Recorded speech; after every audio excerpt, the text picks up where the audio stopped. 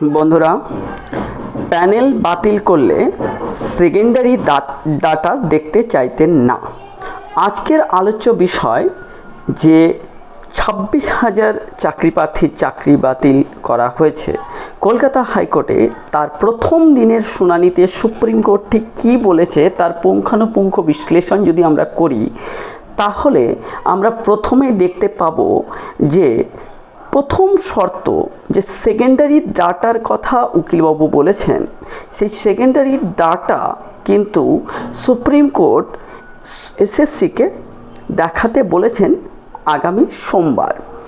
তো আমরা দেখে নেই যে কী ঘটেছিল অ্যাকচুয়ালি, সেটার বিবরণ পুঙ্খানুপুঙ্খ অ্যানালাইসিস করার চেষ্টা করি। যখন তিনি বললেন দুর্নীতি হয়েছে, এই দুর্নীতি হয়েছে এই কথা যখন তিনি জানতে পেরেছেন এবং বিশ্বাস করেন যে দুর্নীতি হয়েছে বা এটার মধ্যে সন্দেহ রয়েছে, তখন তিনি সঙ্গে সঙ্গেই তা বাতিল করতে পারতেন। কিন্তু বন্ধুরা, তিনি তা না করে জানতে চাইলেন যে কি করে যোগ্যদের থেকে অযোগ্যদের আলাদা করা যায়, অর্থাৎ তিনি এই ব্যাপারে ইন্টারেস্টেড এবং যোগ্যদের থেকে অযোগ্যদের আলাদা করা যাবে কি না এই ব্যাপারে সন্দেহ প্রকাশ করলেন। তিনি যদি চাইতেন সঙ্গে সঙ্গেই মামলা খারিজ করে দিতে পারতেন। তারপরে তিনি আবার বলেন যে অরিজিনাল ওএমআর নেই, মিরর কপিও নেই, তাহলে কি করে প্রমাণ করবেন যে কারা যোগ্য এবং কারা অযোগ্য?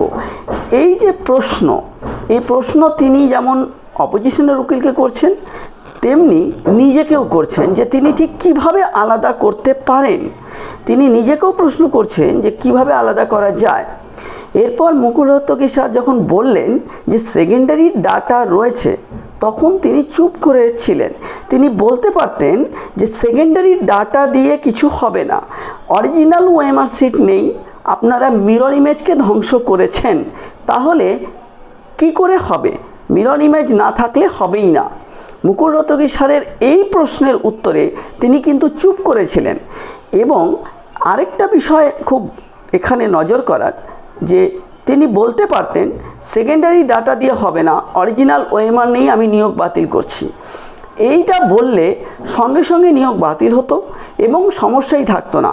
সঙ্গে তিনি আবার একটা কথা বলেছিলেন যে সমস্ত মামলাগুলোর বিস্তারিত বিবরণ চাই, আর তিনি বলেছিলেন সংখ্যাটা অনেক বেশি, অর্থাৎ 25,000-এর যে সংখ্যা, সেই সংখ্যাটা কিন্তু কম নয়। তিনি কি তাহলে নিজে থেকে ভাবছেন যে এতগুলো পরিবারকে তিনি জলাঞ্জলি দিবেন কি করে, এতগুলো পরিবারের বলি কি করে তিনি দেবেন, এই কথা কি তিনি ভাবছেন? সেই জন্যই কি তিনি সমস্ত মামলাগুলোর বিস্তারিত শুনানির কথা বারবার বলছেন? বিস্তারিত শুনানির কথা মানেই কিন্তু বিস্তারিত শুনানির কথার মানেই হচ্ছে যোগ্যদের থেকে অযোগ্যদের আলাদা করার চেষ্টা করা। যোগ্যতা থেকে অযোগ্যদের আলাদা করার চেষ্টা না করলে বিস্তারিত প্রশ্নটা আসবে না। এই মামলায় দুটো কন্ডিশন হতে পারে: এক, যা হওয়ার হয়ে গেছে, কারো চাকরি যাবে না; দুই, যাদের অযোগ্যদের নিয়োগ করা হয়েছে, অযোগ্যদের চাকরি যাবে, যোগ্যদের চাকরি থাকবে। বা 3 নম্বর সিচুয়েশন, সমস্ত প্যানেল বাতিল। কিন্তু বিচারপতি সেই রাস্তায় কিন্তু হাঁটেননি।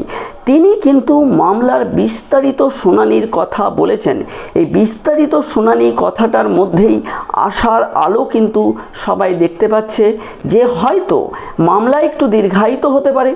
মামলা দীর্ঘায়িত হলেও তার বিস্তারিত শুনানির একটা কিন্তু চান্স থেকে যাচ্ছে এবং সেখানে কিন্তু বাছাই পর্বের প্রশ্ন কিন্তু চলে আসছে। এই বিস্তারিত শুনানি কিন্তু আমাদের একটু আশার আলো দেখাচ্ছে। তার কারণ আমরা জানি যে এতগুলো চাকরি যাদের বাতিল হয়েছে, তাদের থেকে যারা অযোগ্য তাদেরকে যদি বাদ করতে হয়, অযোগ্যদের যদি বাদ দিতে হয়, তাহলে অনেক দিনের শুনানি দরকার। 1-2 দিনের শুনানিতে কিন্তু এটা হবে না। আপনারা যারা ভাবছেন সোমবারই মামলার রায়দান হবে, তা কিন্তু হবে না। বন্ধুরা, সঙ্গে থাকুন।